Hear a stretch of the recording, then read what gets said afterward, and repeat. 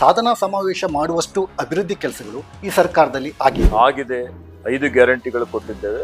5 ಗ್ಯಾರಂಟಿಗಳನ್ನು ಯಥಾವತ್ತಾಗಿ ಅನುಷ್ಠಾನ ಮಾಡಿದ್ದೇವೆ. ಕೊಟ್ಟ ಮಾತಿನಂತೆ ನಡೆದಿದ್ದೇವೆ.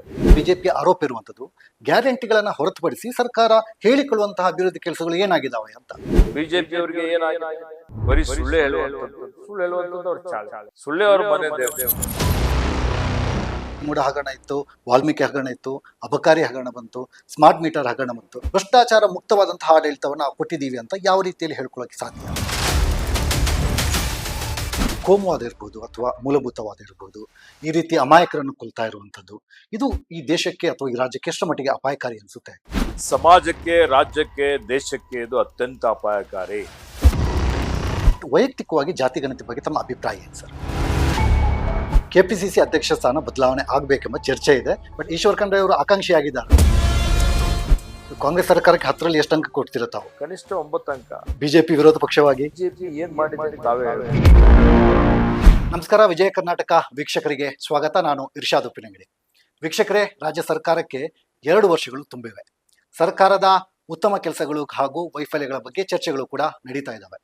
ನಾವು ನುಡಿದಂತೆ ನಡೆದಿದ್ದೀವಿ ಅಂತ ಕಾಂಗ್ರೆಸ್ ನಾಯಕರುಗಳು ಹೇಳ್ತಾ ಇದ್ರೆ, ವಿಪಕ್ಷಗಳು ಸರಣಿ ಆರೋಪಗಳನ್ನ ಮಾಡ್ತಾ ಇದ್ದಾವೆ.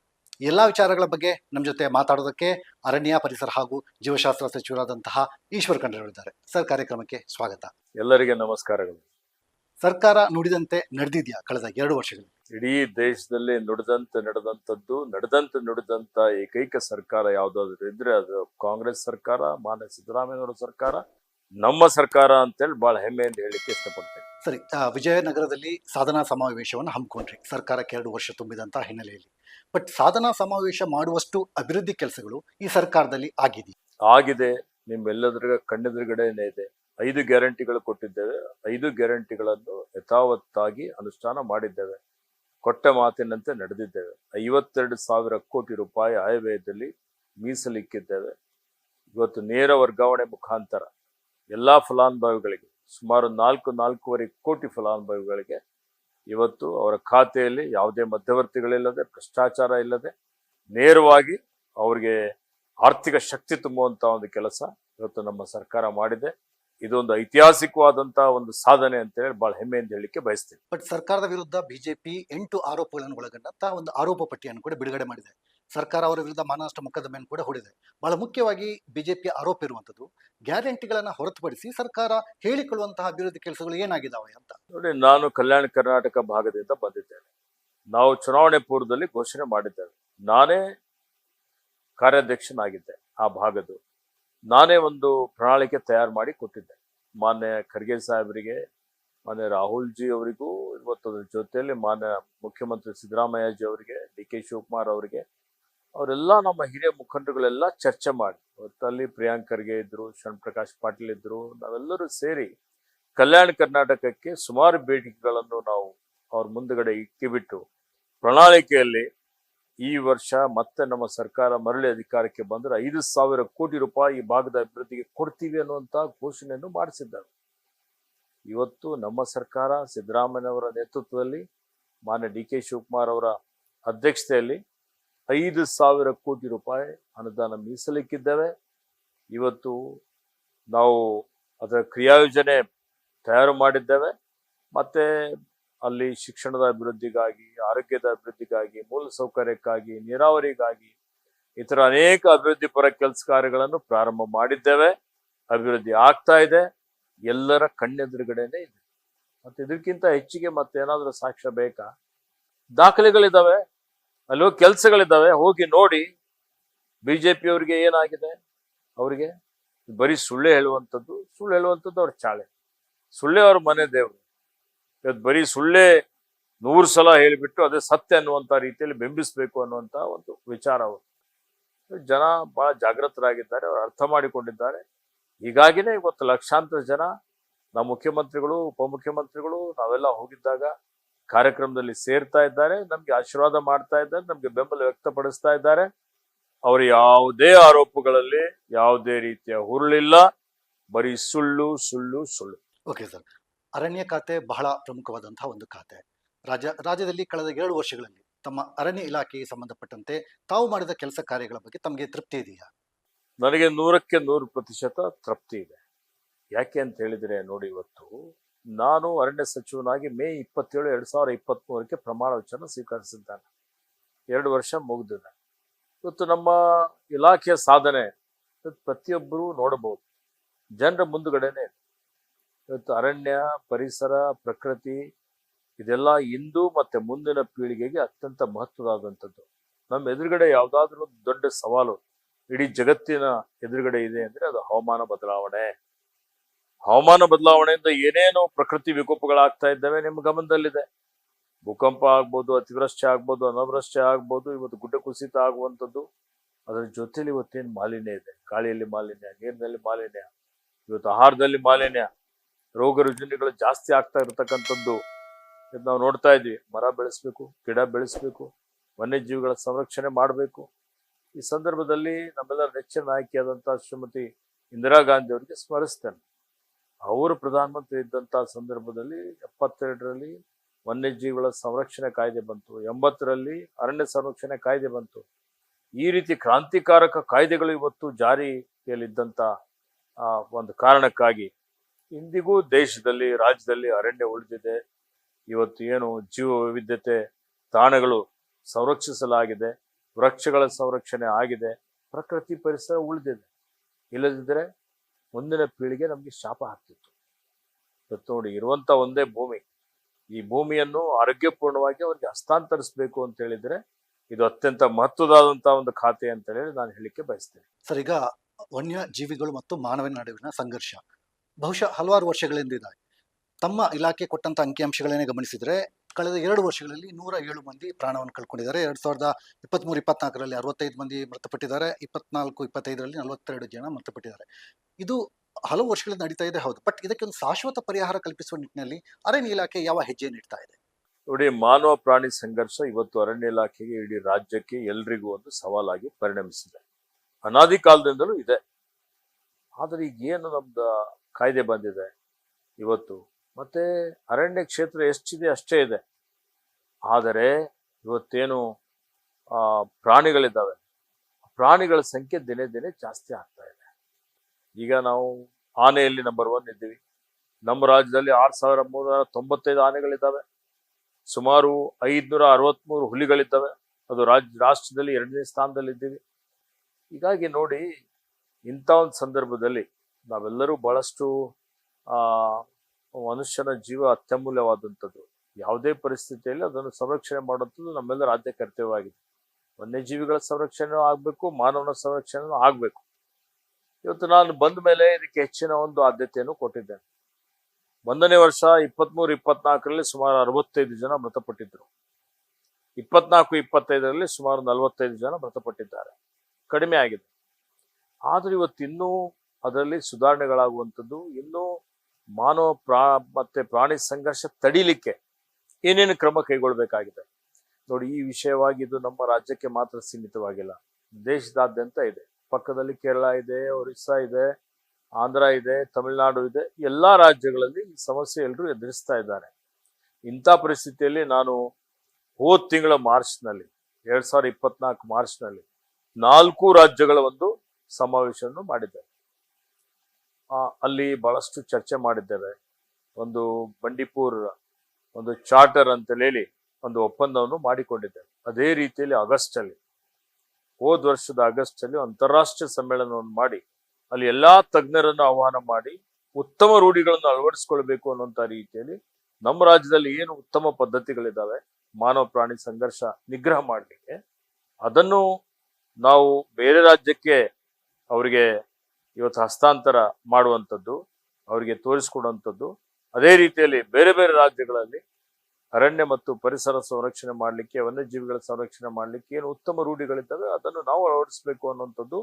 ಅದಕ್ಕೆ ನಾವು ಬ್ಯಾಂಗ್ಳೂರ್ ಚಾರ್ಟರ್ ಅಂತೇಳಿ ನಾವು ಒಪ್ಪಂದಕ್ಕೆ ಸಹಿಯನ್ನು ಹಾಕಿದ್ದೇವೆ. ಮತ್ತೆ ಮಾನವ ಪ್ರಾಣಿ ಸಂಘರ್ಷ ತಡಿಲಿಕ್ಕೆ ಇವತ್ತು ನಾನು ಸಚಿವನಾದ್ಮೇಲೆ ಸನ್ಮಾನ್ಯ ಮುಖ್ಯಮಂತ್ರಿ ಸಿದ್ದರಾಮಯ್ಯಜಿಯವರ ಸಂಪೂರ್ಣ ಬೆಂಬಲದಿಂದ ಇವತ್ತು ಅರಣ್ಯದ ಹೊರಗಡೆ ಆನೆಗಳು ಬರ್ತಾ ಇದ್ದಾರೆ. ಯಾಕೆ ಬರ್ತಾ ಇದೆ?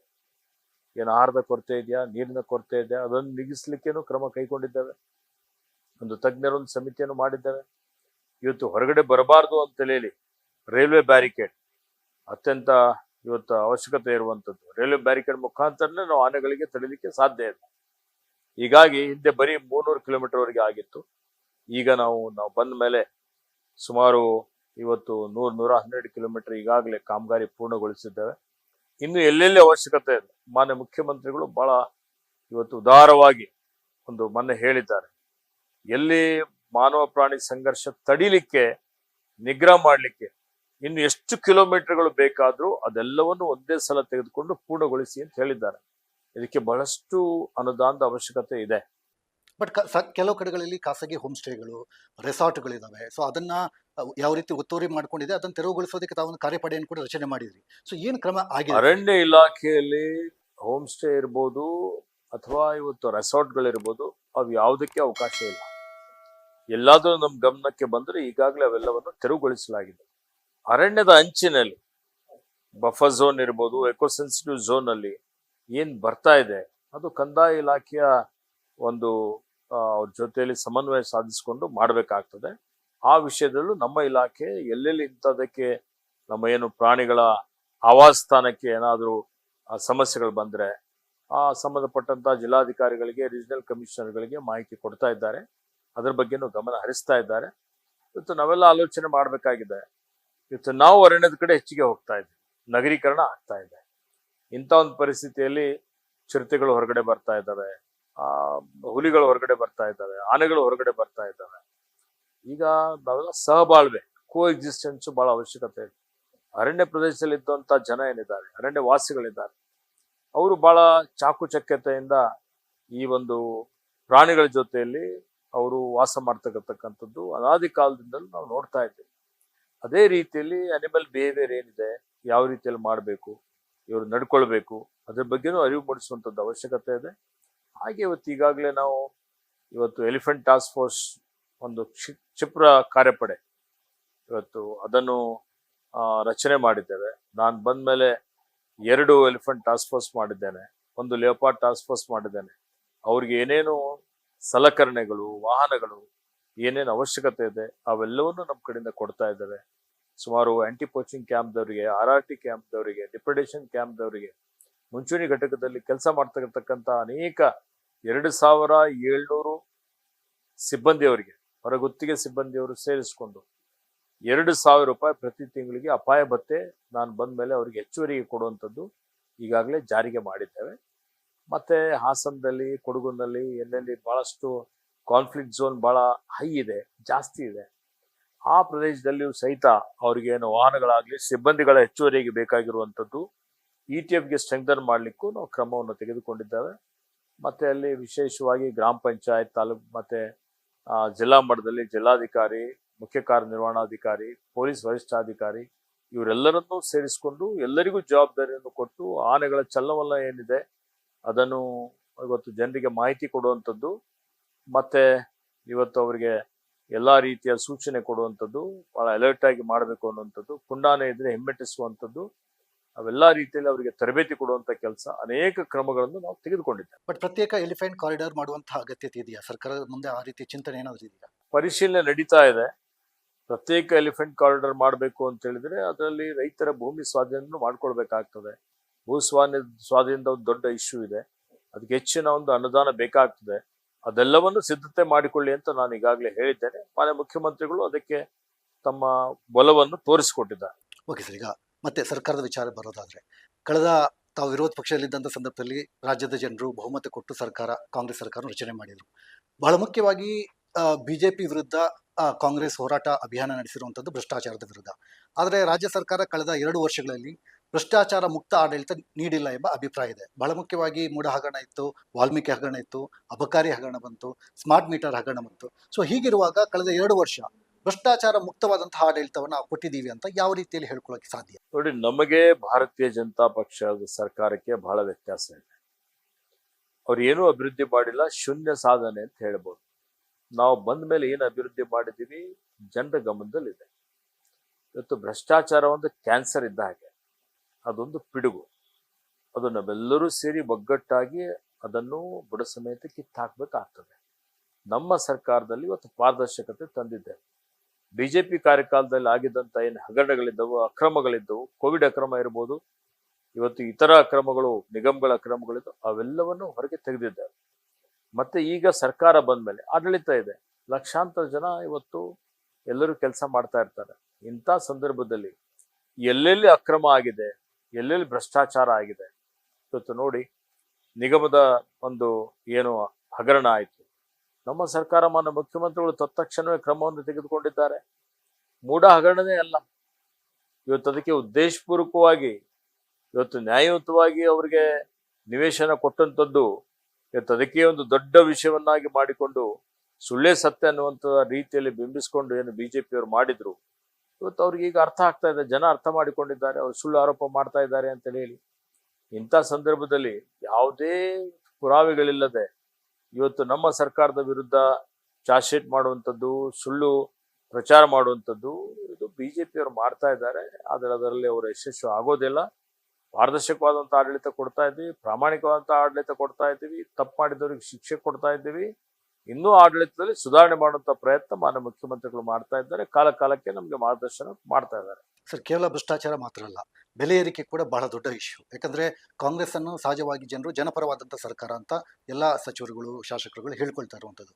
ಬಟ್ ಪೆಟ್ರೋಲಿಂದ ಹಿಡಿದು ಮೆಟ್ರೋ ದರ ಏರಿಕೆಯಾಗಿದೆ, ಬಸ್ ದರ ಏರಿಕೆಯಾಗಿದೆ. ಸೊ ಈ ಬೆಲೆ ಏರಿಕೆ ಜಾಸ್ತಿ ಆಗ್ತಾ ಇರುವಂಥ ಸಂದರ್ಭದಲ್ಲಿ ಜನಪರ ಸರ್ಕಾರ ಅಂತ ಹೇಳ್ಕೊಳ್ಳೋಕೆ ಸಾಧ್ಯ ಆಗುತ್ತಾ? ನೋಡಿ, ಬೆಲೆ ಏರಿಕೆಗೆ ಮುಖ್ಯವಾದಂಥ ಕಾರಣ ಯಾರು ಅಂತ ಹೇಳಿ ಜನ ಅರ್ಥ ಮಾಡಿಕೊಳ್ಬೇಕಾಗ್ತದೆ, ಮಾಧ್ಯಮದವರು ತಿಳಿದುಕೊಳ್ಬೇಕಾಗ್ತದೆ. ಇವತ್ತು ಬೆಲೆ ಏರಿಕೆಗೆ ಪ್ರಮುಖವಾಗಿ ಕಾರಣ ಅಂದರೆ ಕೇಂದ್ರದ ಬಿಜೆಪಿ ಸರ್ಕಾರ. ಇವರು 2013ರಲ್ಲಿ ಅನೇಕ ಹೇಳಿಕೆಗಳನ್ನು ಕೊಟ್ಟಿದ್ದಾರೆ, ನೀವು ನೋಡಬಹುದು. ನಾವು ಸರ್ಕಾರಕ್ಕೆ ಬಂದರೆ, ನಾವು ಅಧಿಕಾರಕ್ಕೆ ಬಂದರೆ ಪೆಟ್ರೋಲ್ 40 ರೂಪಾಯಿ ಕೊಡ್ತೀವಿ, ಡೀಸೆಲ್ 30 ರೂಪಾಯಿ ಕೊಡ್ತೀವಿ, ಅಡುಗೆ ಅನಿಲ ಸಿಲಿಂಡರ್ 400 ರೂಪಾಯಿ ಇದ್ದಿದ್ದು ಇನ್ನೂ ಕಡಿಮೆ ಬೆಲೆಯಲ್ಲಿ ಕೊಡ್ತೀವಿ, ಇವತ್ತು ಬಹಳಷ್ಟು ಅಗತ್ಯ ವಸ್ತುಗಳ ಬೆಲೆ ಇಳಿಸ್ತೀವಿ ಅಂತ ಹೇಳಿದ್ರು. ಒಂದ್ ಬೆಲೆ ಆದ್ರೂ ಇಳಿಸಿದ್ರ? ಇದಕ್ಕೆ ಯಾರ ಜವಾಬ್ದಾರಿ ಇದೆ? ಆಹಾರದ ಬೆಲೆ ಏನಿದೆ ನಿಗದಿ ಮಾಡುವಂಥದ್ದು ಕೇಂದ್ರ ಸರ್ಕಾರ, ಆಮದು ಮಾಡುವಂಥದ್ದು, ರಫ್ತು ಮಾಡುವಂಥದ್ದು.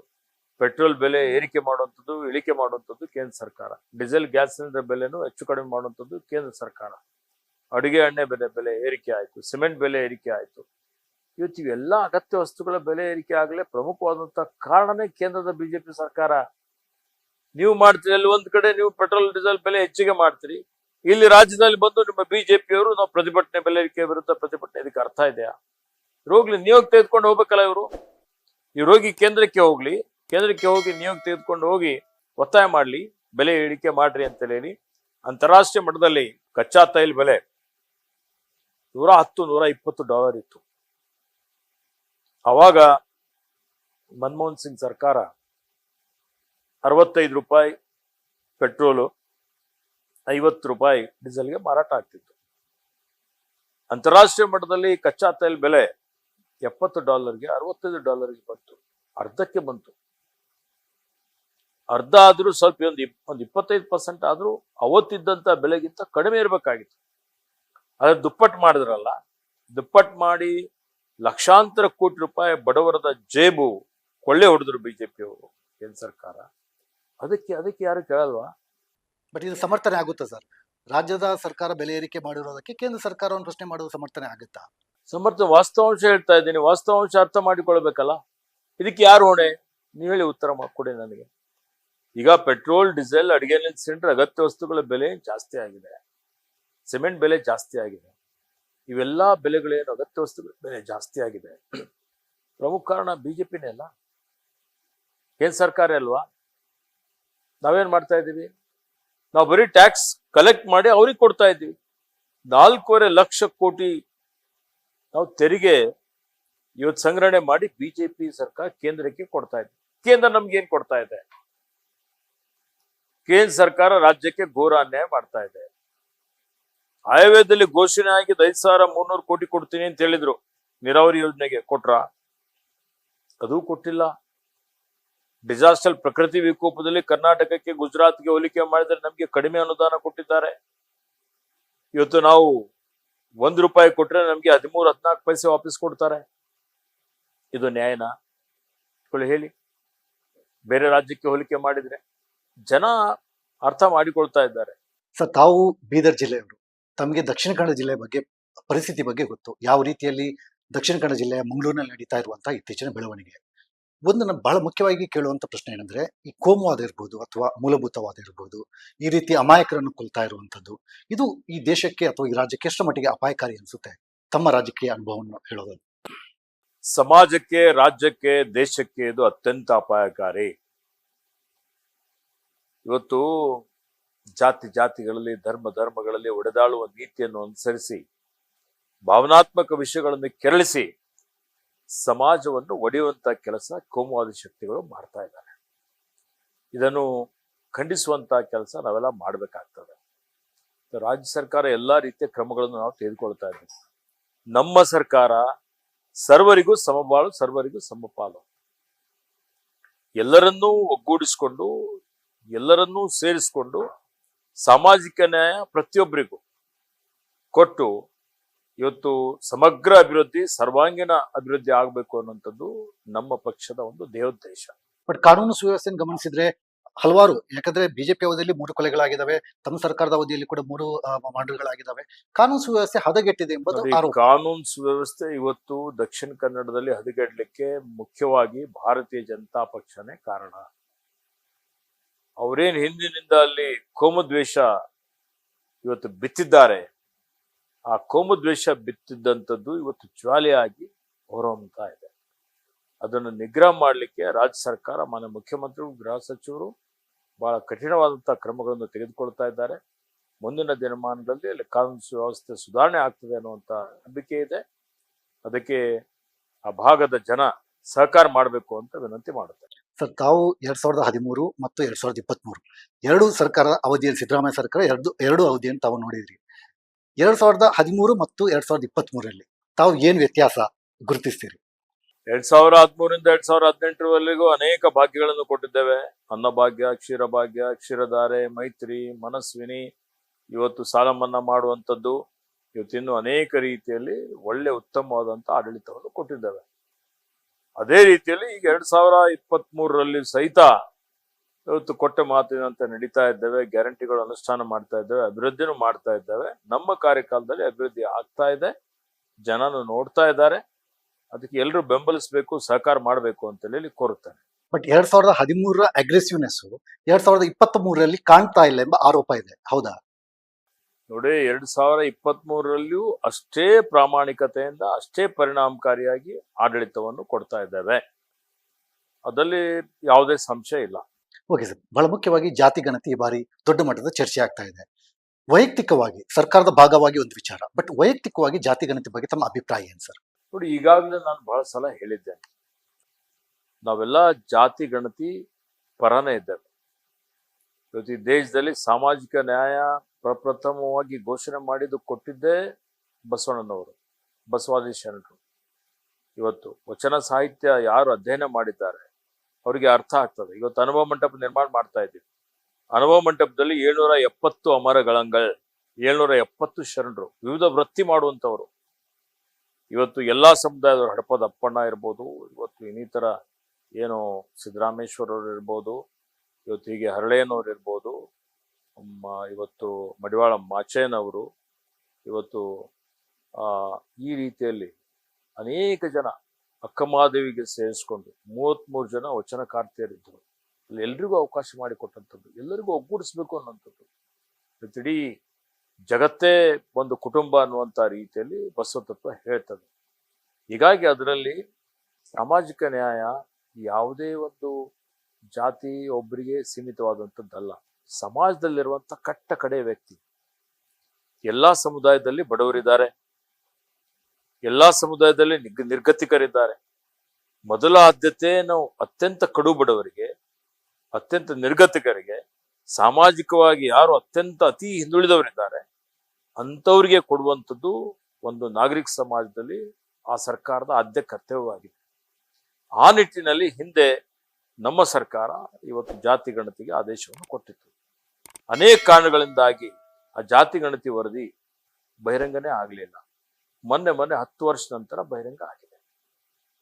ಇಂಥ ಸಂದರ್ಭದಲ್ಲಿ ಕೆಲವೊಂದು ಸಮುದಾಯಗಳ ಕೆಲವೊಂದು ಆತಂಕಗಳು, ಇವತ್ತು ಈ ಜಾತಿ ಗಣತಿಯಲ್ಲಿ ಏನು ಜಾತಿಗಳ ಸಮೀಕ್ಷೆ ಆಗಿದೆ, ಸಂಖ್ಯೆ ಏನು ಈಗಾಗಲೇ ನಮೂದಾಗಿದೆ, ಆ ಸಂಖ್ಯೆಯಲ್ಲಿ ಕೆಲವೊಂದು ನ್ಯೂನತೆಗಳಿದ್ದಾವೆ. ಮತ್ತೆ ಯಾವ ಮಾನದಂಡದ ಆಧಾರದ ಮೇಲೆ ಇವತ್ತು ಎಷ್ಟು ಮೀಸಲಾತಿ ಇರಬೇಕು ಅನ್ನುವಂಥದ್ದು ಅಥವಾ ಎಷ್ಟು ಪ್ರತಿಶತ ಕೊಡಬೇಕು ಅನ್ನುವಂಥದ್ರ ಬಗ್ಗೆ ಬಹಳ ಗೊಂದಲ ಇದೆ ಅನ್ನುವಂಥ ಒಂದು ಕಾರಣಕ್ಕಾಗಿ ಮತ್ತೆ ಈಗಾಗಲೇ ಇವತ್ತು ಕೇಂದ್ರ ಸರ್ಕಾರನು ಜಾತಿ ಗಣತಿ ಮಾಡಬೇಕು ಅಂತ ನಮ್ಮೆಲ್ಲರ ನೆಚ್ಚಿನ ನಾಯಕರಾದಂಥ ರಾಹುಲ್ ಗಾಂಧಿ ಅವರ ಏನು ಆಗ್ರಹ ಇತ್ತು ಅದು ಈಗ ಸತ್ಯವಾಗಿದೆ. ಅವರು ಒಪ್ಪಿಕೊಂಡಿದ್ದಾರೆ. ಈಗ ಆ ಜಾತಿ ಗಣತಿನೂ ಆಗ್ತದೆ, ಗೊಂದಲ ಆಗುವಂಥದ್ದು ಬೇಡ ಅನ್ನುವಂಥದ್ದು. ಮತ್ತೆ ವಾಸ್ತವಾಂಶದ ಆಧಾರದ ಮೇಲೆ ಯಾರಾದ್ರೂ ಈಗ ಜಾತಿ ಗಣತಿ ಮಾಡ್ತೀವಿ, ಮಾಡಿದ್ಮೇಲೆ ಜಾತಿ ಗಣತಿ ಅಂಕೆ ಸಂಖ್ಯೆಗಳೇನಿದಾವೆ ಅದನ್ನು ದೃಢೀಕರಣ ಮಾಡ್ಬೇಕಲ್ಲ. ಇವತ್ತು ಅನೇಕ ಜನ ಇಂಡ್ಯೂಸ್ಮೆಂಟ್ ಇಂದ ಬಹಳಷ್ಟು ಜನ ಒಂದ್ ಜಾತಿಯಲ್ಲಿದ್ರು ನನಗೆ ಇಲ್ಲಿ ಹೆಚ್ಚಿನ ಪ್ರತಿಶತ ಮೀಸಲಾತಿ ಸಿಗ್ತದೆ, ನನ್ನ ಮಗನಿಗೆ ಶಿಕ್ಷಣದಲ್ಲಿ ಮತ್ತೆ ಉದ್ಯೋಗದಲ್ಲಿ ಹೆಚ್ಚಿನ ಅವಕಾಶ ಸಿಗ್ತವೆ ಅಂತೇಳಿ ಹೇಳಿ ಇದ್ದಂಥದ್ದು ಬಿಟ್ಟು ಬೇರೆ ಬೇರೆನೂ ಬರೆಸ್ತಾರೆ. ಅದೆಲ್ಲವನ್ನು ಪರಿಶೀಲನೆ ಮಾಡಿ ಅಂತಿಮವಾದಂಥ ತೀರ್ಮಾನ ಸರ್ಕಾರ ತೆಗೆದುಕೊಳ್ಬೇಕಾಗ್ತದೆ. ಅದು ಇನ್ನೂ ಸಚಿವ ಸಂಪುಟದಲ್ಲಿ ಚರ್ಚೆ ನಡೀತಾ ಇದೆ. ನನ್ನ ಅಭಿಪ್ರಾಯ ಸಚಿವ ಸಂಪುಟದಲ್ಲಿ ಒಬ್ಬ ಸರ್ಕಾರದ ಭಾಗವಾಗಿ ನಾನು ಮಂಡಿಸ್ತೇನೆ ಅನ್ನುವಂಥ ಮಾತನ್ನು ನಾನು ಹೇಳಿದ್ದೆ.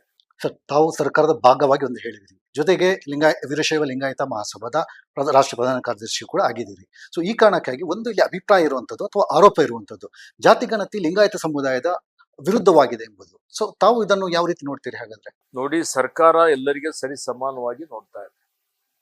ಸರ್ಕಾರ ಜಾತಿ ಗಣತಿ ನಡೆಯುವಂತ ಸಂದರ್ಭದಲ್ಲಿ ಇಂಥ ಜಾತಿನೇ ಬರ್ಸ್ರಿ ಅಂತ ಯಾರಾದ್ರೂ ಹೇಳಿದಾರ? ಅಥವಾ ಯಾರಿಗಾದ್ರೂ ಇದು ಕಡಿಮೆ ಮಾಡ್ರಿ, ಇದು ಹೆಚ್ಚಿಗೆ ಮಾಡ್ರಿ ಅಂತ ಹೇಳಿದಾರ? ಇವತ್ತು ಯಾರ್ಯಾರ ಮನೆಗೆ ಹೋಗಿ ಇವರು ಸಮೀಕ್ಷೆ ಮಾಡಿದ್ದಾರೆ, ಅವ್ರು ಏನೇನು ಬರೆಸಿದ್ದಾರೆ, ಇವತ್ತು ಅದರ ಆಧಾರದ ಮೇಲೆ ಇವತ್ತು ವರದಿ ತಯಾರಾಗಿದೆ. ಆ ವರದಿಯಲ್ಲಿ ಏನು ಕೆಲವೊಂದು ನ್ಯೂನತೆಗಳಿದೆ ಅಂತ ಕೆಲವರು ಇವತ್ತಿನ ದಿವಸ ಶಂಕೆ ವ್ಯಕ್ತಪಡಿಸ್ತಾ ಇದ್ದಾರೆ. ಅದನ್ನು ಪರಾಮರ್ಶೆ ಮಾಡುವಂಥದ್ದು, ಅದ್ರ ಬಗ್ಗೆ ಇವತ್ತು ಆಲೋಚನೆ ಮಾಡುವಂಥದ್ದು ಅವಶ್ಯಕತೆ ಇದೆ. ಆ ನಿಟ್ಟಿನಲ್ಲಿ ಮಾನ್ಯ ಮುಖ್ಯಮಂತ್ರಿಗಳು ಈಗಾಗಲೇ ಎಲ್ಲರಿಗೂ ಭರವಸೆಯನ್ನು ಕೊಟ್ಟಿದ್ದಾರೆ, ಯಾರಿಗೂ ಅನ್ಯಾಯ ಆಗ್ಲಿಕ್ಕೆ ಆಗೋದಿಲ್ಲ ಅನ್ನುವಂಥದ್ದು. ಆ ರೀತಿಯಲ್ಲಿ ಸರ್ಕಾರ ಮುಂದಿನ ಕ್ರಮ ಕೈಗೊಳ್ತದೆ. ಬಟ್ ಲಿಂಗಾಯತ ಸಮುದಾಯ ಈ ಕಾರಣಕ್ಕಾಗಿ ಕಾಂಗ್ರೆಸ್ ಇಂದ ಮತ್ತಷ್ಟು ದೂರ ಆಗುವಂತಹ ಆತಂಕ ಇದೆಯಾ? ನೋಡಿ, ಲಿಂಗಾಯತ ಸಮುದಾಯ ಈ ರಾಜ್ಯವನ್ನು ಕಟ್ಟಿದಂತ ಒಂದು ಸಮುದಾಯ. ಎಲ್ಲಾ ಜಾತಿ ಎಲ್ಲಾ ಭಾಷೆಯನ್ನು ಒಪ್ಪಿಕೊಂಡು ಇವತ್ತು ಶಿಕ್ಷಣದಲ್ಲಿ, ಆರೋಗ್ಯದಲ್ಲಿ ಏನು ಮಠಮಾನ್ಯಗಳ ಕೊಡುಗೆ ಇದೆ, ಏನು ಸಂಘ ಸಂಸ್ಥೆಗಳ ಕೊಡುಗೆ ಇದೆ. ಇವತ್ತು ಕಾಡಾಗಿದ್ದಂತ ಕರ್ನಾಟಕ ರಾಜ್ಯವನ್ನು ನಾಡನ್ನಾಗಿ ಮಾಡಿ ಇವತ್ತು ಇಷ್ಟೊಂದು ಅಭಿವೃದ್ಧಿ ಆಗಲಿಕ್ಕೆ ಹೆಚ್ಚಿನ ರೀತಿಯಲ್ಲಿ ಲಿಂಗಾಯತ ಸಮುದಾಯದ ಕೊಡುಗೆ ಇದೆ. ಎಲ್ಲಾ ಜಾತಿ ಎಲ್ಲಾ ಭಾಷೆ ಎಲ್ಲಾ ಧರ್ಮೀಯ ಜನರಿಗೆ ಆಶ್ರಯವನ್ನು ಕೊಟ್ಟು, ಅವರಿಗೆ ಅನ್ನವನ್ನು ಕೊಟ್ಟು, ಅವರಿಗೆ ಶಿಕ್ಷಣವನ್ನು ಕೊಟ್ಟು, ಸಂಸ್ಕಾರವನ್ನು ಕೊಟ್ಟಂತ ಕೀರ್ತಿ ವೀರಶೈವ ಲಿಂಗಾಯತ ಸಮುದಾಯಕ್ಕೆ ಸಲ್ತದೆ. ಹೀಗಾಗಿ ಲಿಂಗಾಯತ ಸಮುದಾಯ ಎಲ್ಲರಿಗೆ ಜೊತೆಯಲ್ಲಿ ತೆಗೆದುಕೊಂಡು ಹೋಗುವಂತ ಸಮುದಾಯ ಇದೆ. ಆ ಒಂದು ದೃಷ್ಟಿಯಿಂದ ಸರ್ಕಾರ ಯಾವುದೇ ಸಮುದಾಯಕ್ಕೂ ಅನ್ಯಾಯ ಮಾಡುವಂತ ಪ್ರಶ್ನೆ ಬರೋದಿಲ್ಲ. ಇವತ್ತು ಆ ದೃಷ್ಟಿಯಿಂದ ಯಾರಿಗೂ ಅನ್ಯಾಯ ಆಗೋದಿಲ್ಲ ಅನ್ನುವಂಥ ಮಾತನ್ನು ಹೇಳಲಿಕ್ಕೆ ಬಯಸ್ತೀನಿ. ಸರ್, ಕರ್ನಾಟಕ ರಾಜಕೀಯ ಇತಿಹಾಸವನ್ನು ನೋಡಿದ್ರೆ ಲಿಂಗಾಯತ ಸಮುದಾಯ ಕಾಂಗ್ರೆಸ್ಗೆ ಬೆನ್ನೆಲುಬಾಗಿ ನಿಂತಿತ್ತು. ಬಹುಶಃ ವೀರೇಂದ್ರ ಪಾಟೀಲ್ ನಂತರದಲ್ಲಿ ಲಿಂಗಾಯತ ಸಮುದಾಯ ಬಿಜೆಪಿ ಕಡೆಗೆ ವಾಲ್ತಾ ಇದೆ. ಎಲ್ಲೋ ಒಂದು ಕಡೆ ಕಾಂಗ್ರೆಸ್ನಲ್ಲಿರುವಂತಹ ಲಿಂಗಾಯತ ಸಮುದಾಯದ ನಾಯಕರುಗಳು, ಶಾಸಕರುಗಳು, ಸಚಿವರುಗಳು ಆ ಸಮುದಾಯವನ್ನ ಪಕ್ಷದತ್ತ ಸೆಳೆಯುವಲ್ಲಿ ವಿಫಲರಾಗಿದ್ದಾರೆ ಎಂಬುದು ಆರೋಪ. ಇದು ಸತ್ಯ? ಈಗ ಉದಾಹರಣೆಗೆ ನಾವು 136 ಸ್ಥಾನಗಳಲ್ಲಿ ಗೆದ್ದಿದ್ದೇವೆ. ನಾನು ಒಬ್ಬ ಲಿಂಗಾಯತ ಸಮುದಾಯದವನು.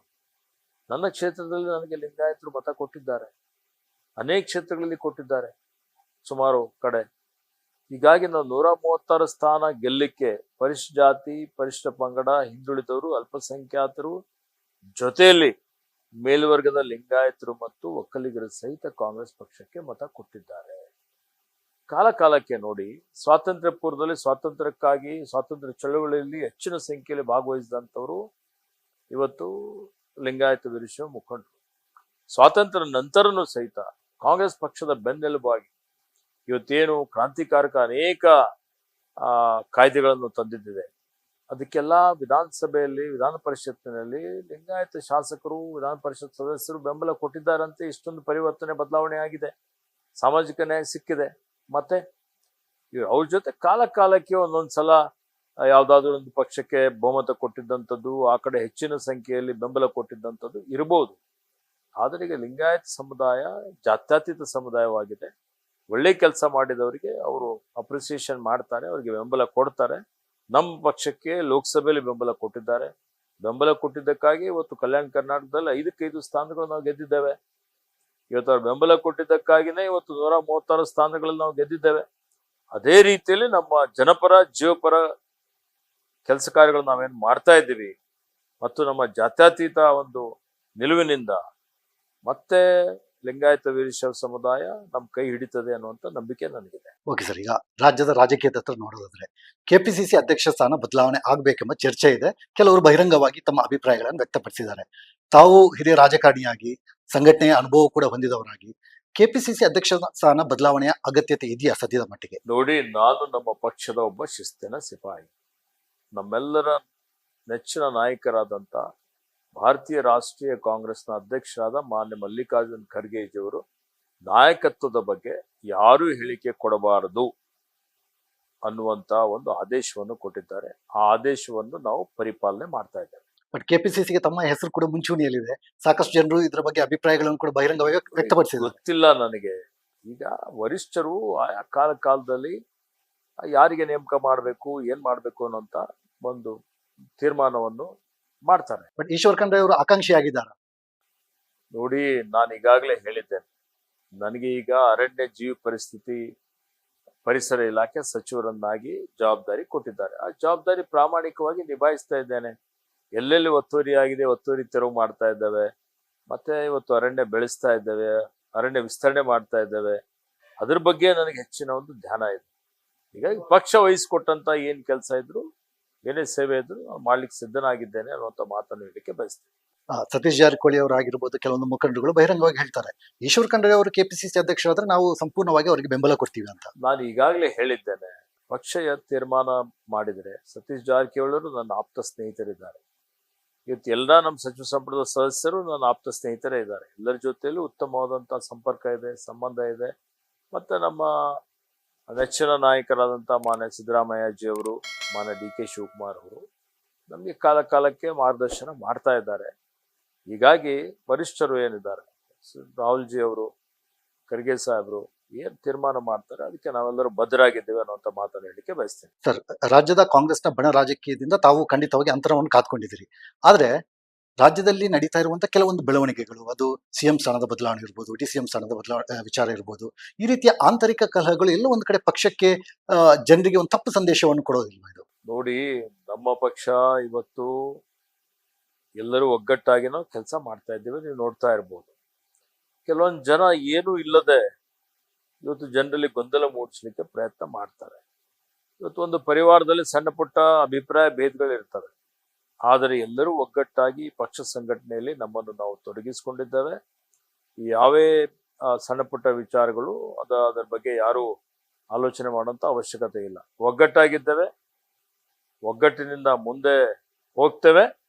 ಮತ್ತೆ 2028ರಲ್ಲಿ ಮರಳಿ ಕಾಂಗ್ರೆಸ್ ಪಕ್ಷ ಅಧಿಕಾರಕ್ಕೆ ತರ್ತೇವೆ. ಓಕೆ ಸರ್, ರಾಜಕೀಯದ ಹೊರತಾಗಿ ಅರಣ್ಯ ಸಂರಕ್ಷಣೆ ಬಗ್ಗೆ ಸಾಕಷ್ಟು ತಾವು ಜನರಲ್ಲಿ ಒಂದು ಅರಿವು ಮೂಡಿಸುವಂತ ಕೆಲಸ ಕಾರ್ಯಗಳು ಮಾಡ್ತಾ ಇದ್ದೀರಿ. ತಾವೇ ಬೆಂಗಳೂರನ್ನು ಗಮನಿಸ್ತಾ ಇದ್ದೀರಿ. ಬೆಂಗಳೂರಿನಲ್ಲಿ ಒಂದು ಕಡೆಯಲ್ಲಿ ಅಭಿವೃದ್ಧಿ ಅದು ಅನಿವಾರ್ಯ, ಆದ್ರೆ ಹಸಿರು ಮಾಯ ಆಗ್ತಾ ಇದೆ.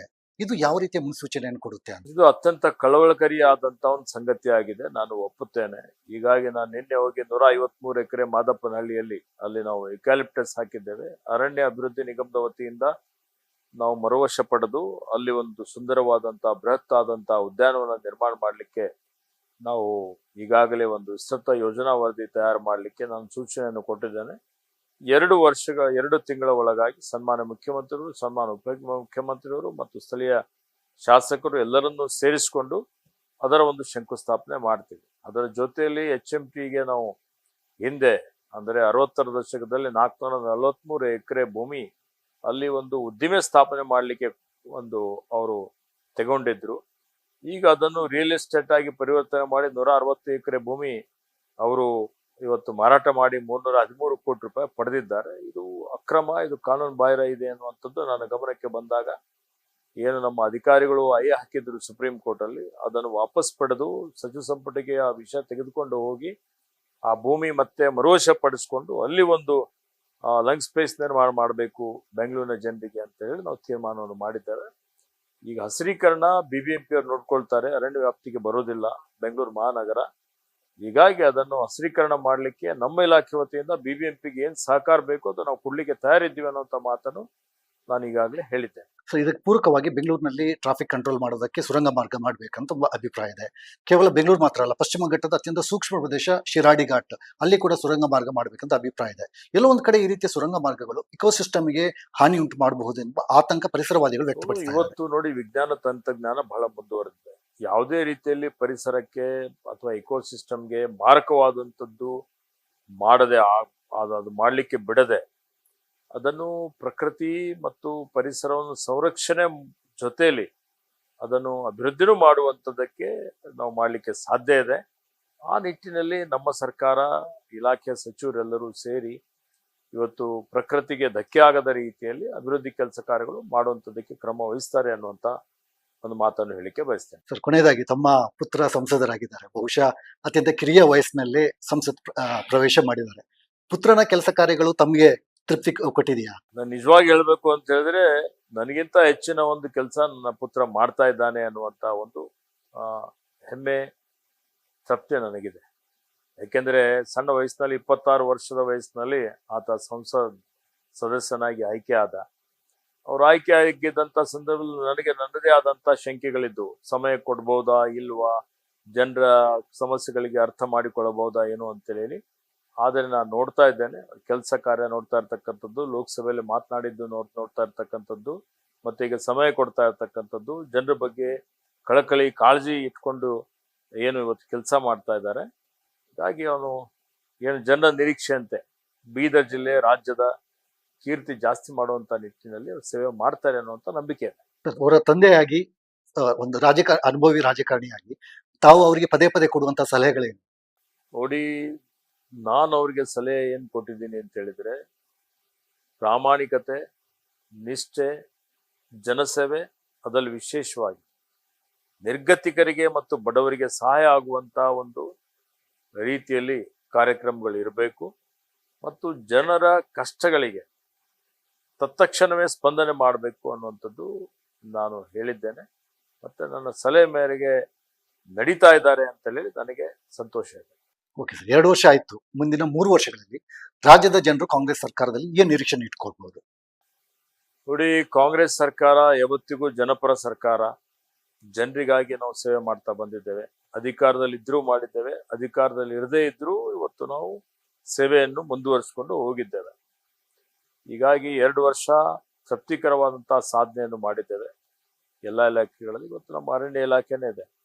ಈಗಾಗಲೇ ಸುಮಾರು 6,000ಗಿಂತಲೂ ಹೆಚ್ಚಿನ ಎಕರೆ ಭೂಮಿಯನ್ನು ಒತ್ತುವರಿಯಿಂದ ತೆರವು ಮಾಡಿದ್ದೇವೆ. ಇವತ್ತು ಬೆಂಗಳೂರಿನಲ್ಲೇ 4,000 ಕೋಟಿ ರೂಪಾಯಿ ವೆಚ್ಚದ 128 ಎಕರೆ ಭೂಮಿ ಒತ್ತುವರಿ ತೆರವು ಮಾಡಿದ್ದೇವೆ.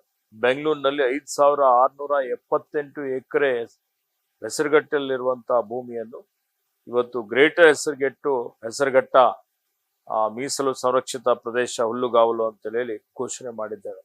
ಪ್ರಪ್ರಥಮವಾಗಿ ಇವತ್ತು ನಾವು ಅಫ್ಸರ್ಕೊಂಡ ಮುಗುಳಿ ಒಂದು ನಮ್ಮ ವನ್ಯಜೀವಿ ಸಂರಕ್ಷಿತ ಪ್ರದೇಶ ಅಂತ ಹೇಳಿ ಸಾಗರದಲ್ಲಿ ಅದನ್ನು ನಾವು ಘೋಷಣೆಯನ್ನು ಮಾಡಿದ್ದೇವೆ. ಹೀಗಾಗಿ ಇವತ್ತು ಮುಂದಿನ ದಿನಮಾನಗಳಲ್ಲೇನು ಇವತ್ತು ನಾವು 21% ಅರಣ್ಯ ಇದೆ. ಈ ಅರಣ್ಯ ಪ್ರದೇಶ ಇನ್ನು 33% ಆಗಬೇಕು ಅಂದ್ರೆ ಕನಿಷ್ಠ ಪ್ರತಿ ವರ್ಷ 10 ಕೋಟಿ ಸಸಿ ನೆಡಬೇಕಾಗತ್ತೆ. ಹಸಿರೀಕರಣ ಮಾಡಬೇಕು, ಅಂತರ್ಜಲ ಮಟ್ಟ ಹೆಚ್ಚಿಗೆ ಮಾಡಬೇಕು, ಕೆರೆ ಸಂರಕ್ಷಣೆ ಮಾಡಬೇಕು, ಪ್ರಕೃತಿ ಪರಿಸರ ಉಳಿಸ್ಬೇಕು, ಮತ್ತೆ ಮುಂದಿನ ಪೀಳಿಗೆಗೆ ಒಂದು ಉತ್ತಮವಾದಂತ ಒಳ್ಳೆಯ ಪ್ರಕೃತಿ ಪರಿಸರ ಇರುವಂತ ಒಂದು ರಾಜ್ಯದಲ್ಲಿ ಸುಧಾರಣೆ ಮಾಡಬೇಕು ಅನ್ನೋಂಥದ್ದು ನಮ್ಮ ಗುರಿಯಾಗಿದೆ. ಹೀಗಾಗಿ ಅದನ್ನು ಮಾಡುವಂತ ನಿಟ್ಟಿನಲ್ಲಿ ಎಲ್ಲಾ ರೀತಿಯ ಶ್ರಮ, ಎಲ್ಲಾ ರೀತಿಯ ಪ್ರಯತ್ನಗಳನ್ನು ಮಾಡ್ತೇವೆ ಅನ್ನುವಂತ ಒಂದು ಭರವಸೆಯನ್ನು ರಾಜ್ಯದ ಜನತೆಗೆ ನಾನು ಕೊಡ್ಲಿಕ್ಕೆ ಇಷ್ಟಪಡ್ತಾ ಇದ್ದೇನೆ. ಪರಿಸರ ಸಚಿವನಾಗಿಯೂ ಇವತ್ತು ನಾವು ಅನೇಕ ರೀತಿಯಲ್ಲಿ ಇವತ್ತು ನೋಡಿ, ಏಕ ಬಳಕೆ ಪ್ಲಾಸ್ಟಿಕ್ ನಿಷೇಧ ಮಾಡಬೇಕು ಅಂತ ಹೇಳಿದ್ದೇವೆ. ಪ್ಲಾಸ್ಟಿಕ್ ಏನಿದೆ ಇದು ಜನರ ಆರೋಗ್ಯಕ್ಕೆ, ಪಶು ಪಕ್ಷಿಗಳಿಗೆ ಮಾರಕ. ಪ್ಲಾಸ್ಟಿಕ್ ನೀರಿನಲ್ಲಿ ಕರಗೋದಿಲ್ಲ, ಇವತ್ತು ಮಣ್ಣಿನಲ್ಲಿ ಮಣ್ಣಾಗೋದಿಲ್ಲ. ಇದಕ್ಕೇನಾದ್ರೂ ಸುಟ್ಟಾಗ್ಬಿಟ್ರೆ ವಿಷಕಾರಿಕವಾದಂತ ಏನದರ ಒಂದು ಹೊರಸೂಸ್ತದೆ, ಅದರಿಂದ ಕ್ಯಾನ್ಸರ್ ಆಗುವಂತ ಹೆಚ್ಚಿನ ಒಂದು ಸಂಭವ ಇರ್ತದೆ. ಹೀಗಾಗಿ ಏಕ ಬಳಕೆ ಪ್ಲಾಸ್ಟಿಕ್ ಟೋಟಲಿ ನಿಷೇಧ ಮಾಡಬೇಕು ಅಂತ ಘೋಷಣೆ ಮಾಡಿ ಅನೇಕ ಕಡೆ ಅದನ್ನು ಮಾರಾಟ ಮಾಡಲಿಕ್ಕೆ, ಉತ್ಪಾದನೆ ಮಾಡಲಿಕ್ಕೆ, ಸಂಗ್ರಹಣೆ ಮಾಡಲಿಕ್ಕೆ, ಮಾಡಲಿಕ್ಕೆ ನಿಷೇಧ ಮಾಡಿದ್ದೇವೆ, ರೇಡ್ ಮಾಡ್ತಾ ಇದ್ದೇವೆ, ಜಾಗೃತಿ ಅರಿವು ಮೂಡಿಸ್ಲಿಕ್ಕೆ ಪ್ರಯತ್ನ ಇದರಲ್ಲಿ ಮಾಡ್ತಾ ಇದ್ದೇವೆ. ಕಾಂಗ್ರೆಸ್ ಸರ್ಕಾರಕ್ಕೆ 10ರಲ್ಲಿ ಎಷ್ಟು ಅಂಕ ಕೊಡ್ತೀರಾ ತಾವು? ನೋಡಿ, ಕನಿಷ್ಠ 9 ಅಂಕ. ಓಕೆ. ಬಿಜೆಪಿ ವಿರೋಧ ಪಕ್ಷವಾಗಿ ಬಿಜೆಪಿ ಏನ್ ಮಾಡಿದೆ ಅಂತ ತಾವೇ ಹೇಳ್ಬೋದು. ಇವರು ಜವಾಬ್ದಾರಿಯುತ ವಿರೋಧ ಪಕ್ಷದಲ್ಲಿ ಇದ್ದುಕೊಂಡು ಅವರು ಈಗ ಅವ್ರದ್ದೇನು ಬರೀ ನಕಾರಾತ್ಮಕವಾದಂತಹ ಸಲಹೆಗಳು, ನಕಾರಾತ್ಮಕವಾದಂತಹ ಹೇಳಿಕೆಗಳು, ಇವತ್ತು ಯಾವ ಕೆಳಮಟ್ಟದ ಹೇಳಿಕೆಗಳು.